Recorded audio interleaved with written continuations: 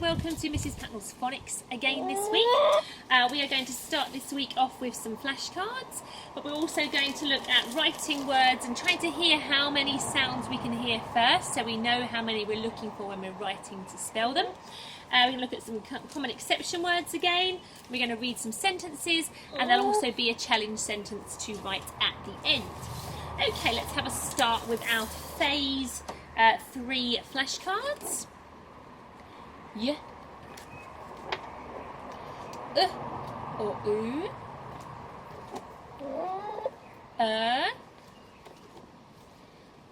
But mainly yeah. Ear. Air. Oi. Ow.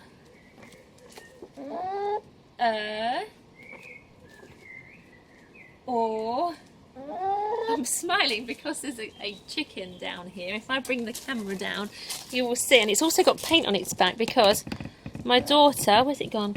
My daughter was just, where is he? There he is. Painting a new chicken coop, and it popped in to have a look around, and now it's got paint all over its back. So that's why I'm smiling. So there we go, that's our chicken. Right, let's carry on with our flashcards. Where were we? Okay, so we have R, O, I, E, A,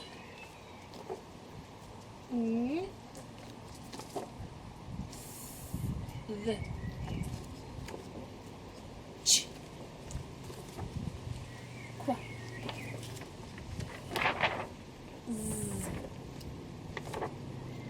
z z x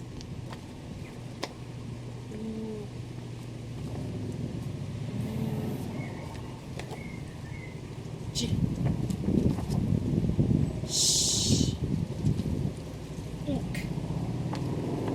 Let's do some phase 2 ones.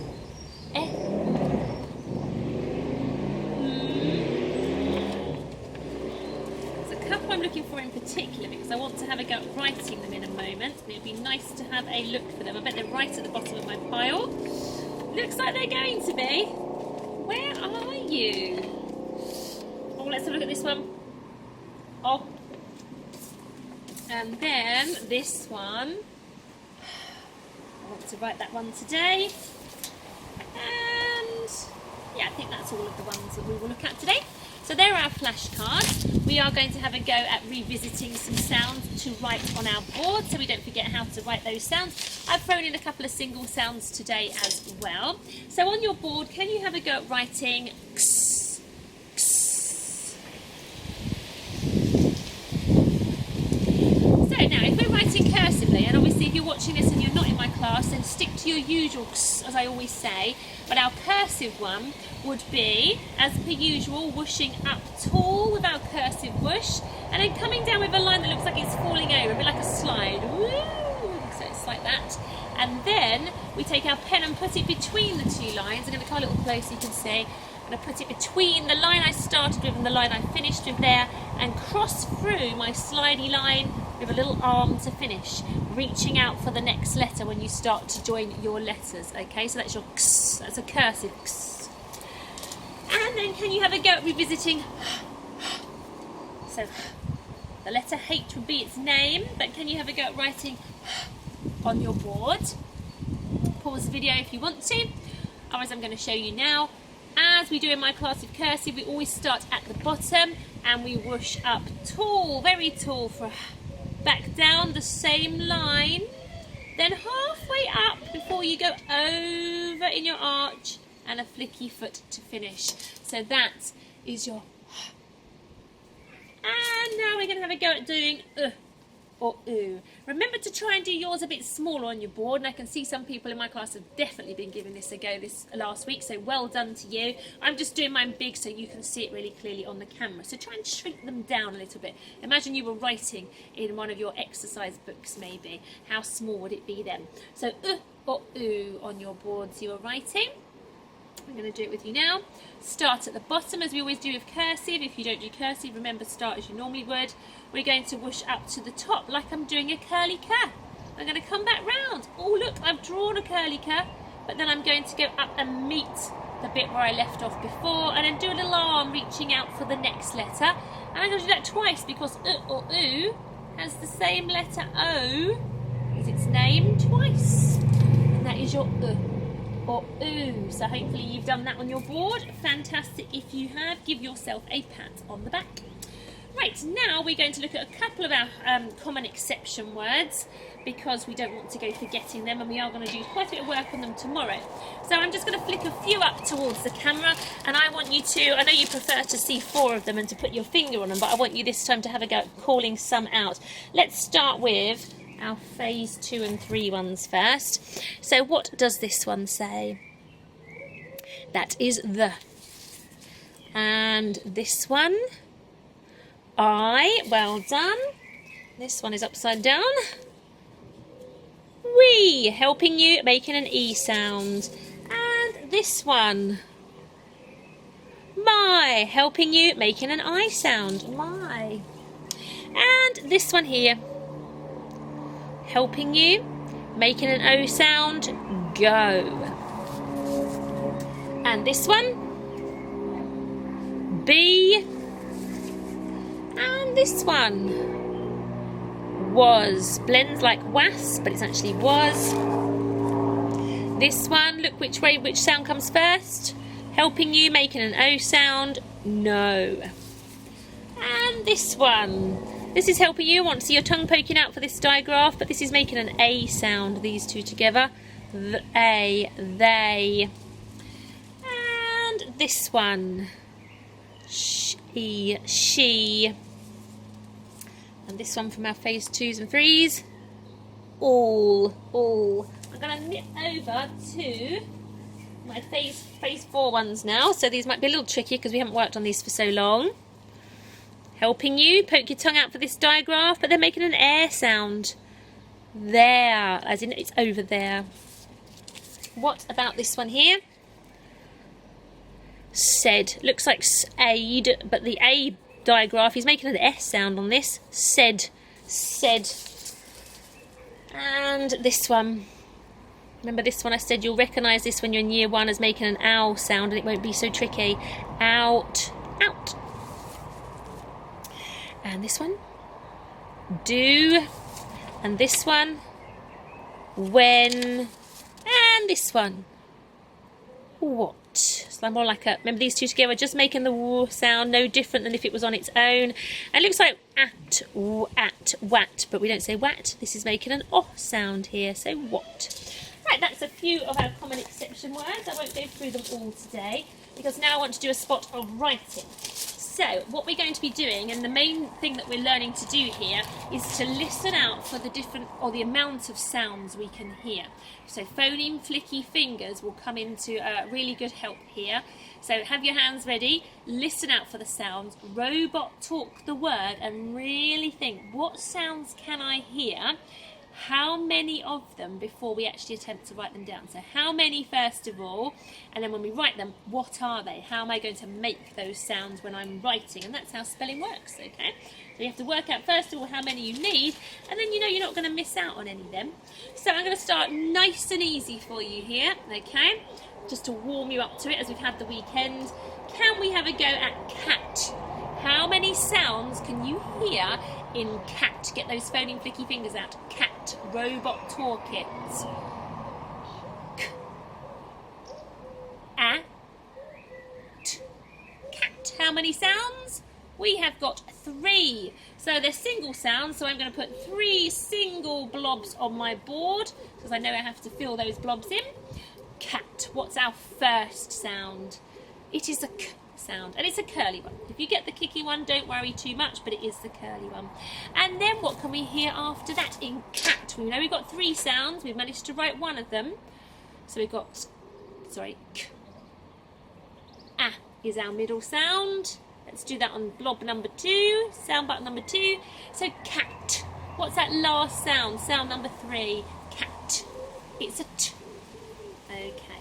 Now, if you quite enjoyed writing this one and hearing the 3 sounds, then get your adult to stop the video for a bit now and have a go at doing just sounds that have just words that have 3 sounds in them, okay? So it might be wise to do that if that's where you feel nice and comfortable at today. But now we're going to have a go at sort of bringing in some digraphs as well. So your next word, we just had cat. Now this one rhymes with cat, so it might give you a hand as to when you come to write it, what letters it's going to need, what sounds it's going to need. So chat, chat. How many, first of all, how many sounds can you hear using your phony flicky fingers and robot talking in chat, chat? So hopefully you've had your fingers out, you've been having a go, maybe you've paused the video, but we're going to do it together now. Chat, ch, ah. 3 sounds again, but the first one is not a single sound. So I'm going to draw a sound cradle followed by a single sound and another single sound. So there's still only 3 sounds to find, but the first one is a digraph, so it gets the sound cradle. So chat. Those 3 sounds, how are we going to write it now? Chat. Ch is your first digraph, so curly K, followed by a tall chat. Ch. Ah, because it's rhyming with cat, this is starting to look quite similar now. So, chat has the same ending as cat. What are we looking for in our last sound button? It is t. Nice and tall with our t. Not quite as tall as you. And cross through. So that is chat. Well done if you got that right. Mark it right. Anything you might not have got right, then just change it now so that you know. You're giving it a good change. Right, let's try spot, spot, spot. How many sounds, if you robot talk it, can you hear in spot, spot? So there might be a spot on your face. So, spot. If you've got 4 phony and flicky fingers showing, you are absolutely right. And they are all single sounds. So 1, 2, 3, 4 sound buttons on my board to fill in. What sound could we hear when we said spot, spot? We heard a s as our first sound. So on sound button number 1, we need a s, spot. Sounds a bit like spot, bot, but it's not bot, it's spot, spot. So after our second sound is a p. So up tall, but dip your tail in the water so it comes lower than your s, because it's a tail dipper, it's a descender. There we go, there's our p. So sp. What comes next in spot? Sp. Oh is sound number 3. That means our last sound in spot, spot, is a t, just like in cat and chat. So if you filled in spot like that, fantastic. Pat on the back to you. Alter anything that's not right and make sure you understand where it might have gone a bit wrong. Now we're going to get a little bit more tricky now. We're going to go on to 2-syllable words. Remember where they have 2 beats in them. Always a good idea to tackle beat number 1 followed by beat number 2. Okay, so syllable number 1 first and then syllable 2, and then it doesn't get too tricky then, okay? So we're going to have a go, and we have done some of these before, so you can pull back some old knowledge. But the first one I want to have a go at is jumper, jumper. So you might wear a nice woolly jumper. So we're going to tackle syllable 1 first, which is jum, before we do syllable 2, which is purr. So jum, jum. How many sounds can you hear in jum? J, and now keep those fingers up because we're going to go on to purr to add up how many we need in total. So j, p, So you should have all your fingers on one hand, which is 5. So we've got 5 sounds to think of when we're spelling jumper. It's a single sound, single sound, single sound, single sound, and last of all, a sound cradle for a digraph. So jumper. Let's tackle the first 3 sounds first. The first syllable, jum, jum. What can we hear?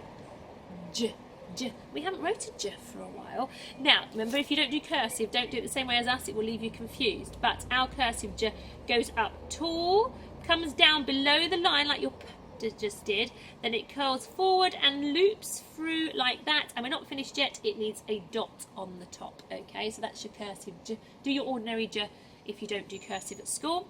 So jum, 3 sounds we worked out in the first syllable, j, ah. So our second sound button needs an ah. Jum. Third sound button needs a jum. Now we're writing purr. We've only got two sounds to find because one's a digraph. Purr, purr. It's a p. But then we need something else because p alone it would just make jump. We need jump. We need the sound, and it is the and the r. If you didn't write it with the and the r, that is fine because we know a few sounds now, but at least I know you're using your phonics knowledge. So there is jumper.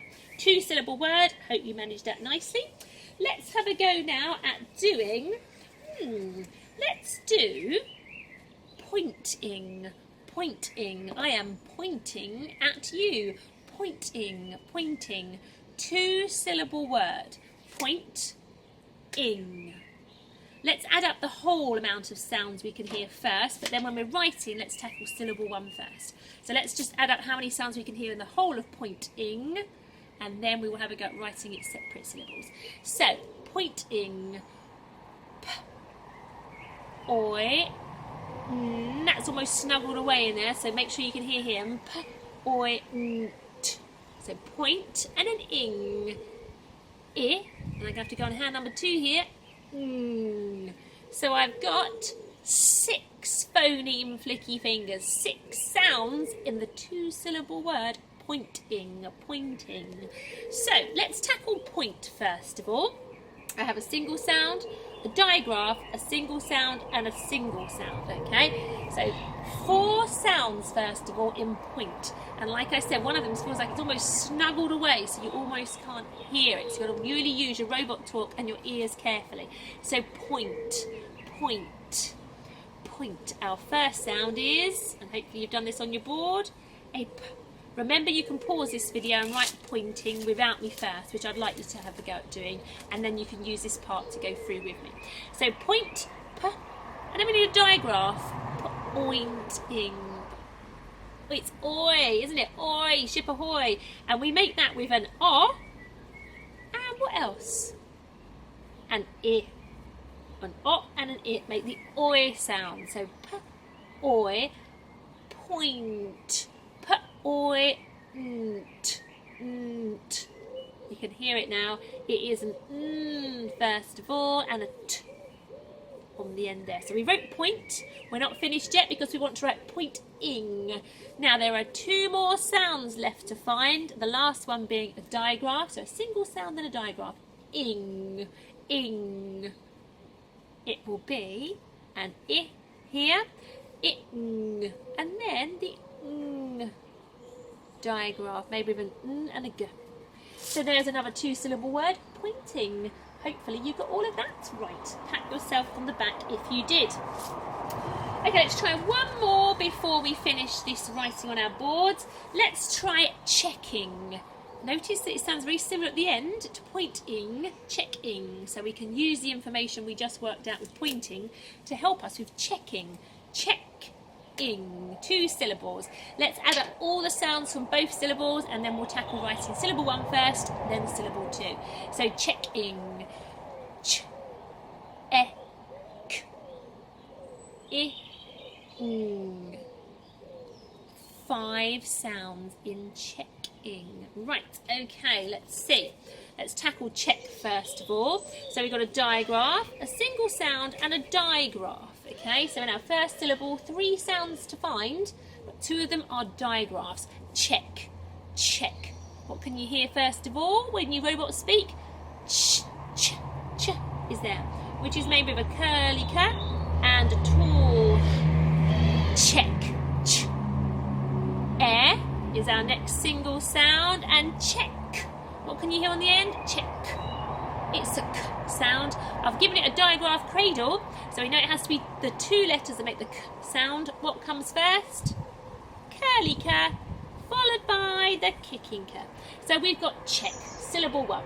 Now we want to do it as checking. I am checking to see that everything is okay. So I've got 2 more sounds to find to turn it into the 2-syllable word checking. I've got to do the ing part, just like pointing. What can you hear first of all in the ing part? It is an I, and then followed by the ng, which is the n and the g together. And then you have wrote the two-syllable word checking. Well done. Fantastic bit of writing today. So give yourself a tick for all the bits you got right. Change anything that needs changing. Now we're going to have a go at reading 2 sentences for this lesson before I give you your stretch sentence at the end, okay? So we're going to start by reading this one. I'm going to bring it a little closer to the camera. Please do, I'll hold it up the right way would help. Please do pause this video to read this sentence by yourself first would be the best plan. That's what I'd really like you to start doing now. But obviously I'm going to go on now and read it with you, but I'm hoping you've paused it and had a good go at reading it yourself. Now try now to, if you don't need to not maybe blend out loud, maybe blend it quickly in your head and then say the whole word together, which is a good point in the year now to be able to do this. If you don't feel happy doing that, do not worry, that is fine. You stay with the blending because that's how we learn to read and we don't want to forget how to blend. So whatever is best for you, but if you think you can push yourself a bit to blend it quickly in your head and say it out loud in one go, then please do, okay? When we worked out the words, we'll always go back and put the sentence together. Otherwise, when we reach the end, if we've individually blended every word, sometimes it doesn't make sense. The whole sentence doesn't make sense because we've just picked one word at a time, really. So always go back and put that sentence back together so that it makes sense, okay? And that will help you to comprehend. It will help your comprehension of the sentence. And if I ask you a question about it afterwards, you'll be able to answer the question. So, we have our common exception word that we should all know now, even though it's got a capital T at the beginning. It is the. 4 sounds in our next word, all single sounds. Frog, frog, frog. There's a frog again. We always have a frog in these lessons, don't we? The frog, all single sounds on our next word. Jumps, jumps, jumps. The frog jumps, you know this word, in, common exception word again, the pond, pond, pond. The frog jumps in the pond. There's a bit more because we have this word here that we all know, and, bit down the bottom here, it swims. The frog jumps in the pond and swims off. We can see, looking at our sentence, it starts with a capital letter, which is fantastic, has beautiful finger spaces, and finishes with a full stop, which means it's just a statement. It's not a question, it doesn't need an answer, and it's not an exclamation. It's just a statement. The frog jumps in the pond and swims off. So then if you read the whole sentence together, I could say to you, what does the frog do after it jumps in the pond? And you'd be able to say, it swims off. Okay, so it helps with your comprehension. Let's look at this sentence here. So pause the video and have a go at reading it by yourself. And we're going to do it together now. So, nice capital letter we noticed here at the beginning. We've got it, ook. These are very close together, these two. It, ook. Ilk. Milk is good. Good. Good. Milk is good. Or for. Now, this is a 2-syllable word, but it's one of our high frequency words, so it's probably in one of the words maybe in your keywords in your book bag. So we have got it'll, children's,